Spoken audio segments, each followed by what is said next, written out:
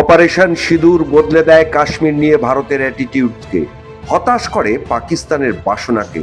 ভারতের কয়েক মিনিটের আক্রমণে ত্রাহি রব ওঠে পাকিস্তানে। সেদিন থেকেই একটু একটু করে ঘর গোছাতে শুরু করে ভারত।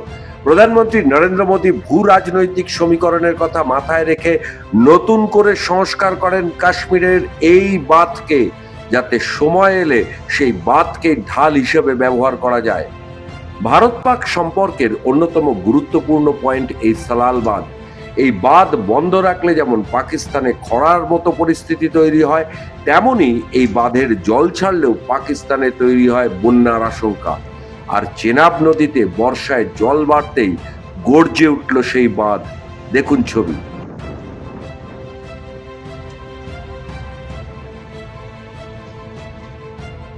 এখন এই পরিস্থিতিতে সেই বাঁধের জল কোথায় গিয়ে দাঁড়ায়, সেটাই এখন সব থেকে বড় প্রশ্ন। Bureau report, news poll Bangla.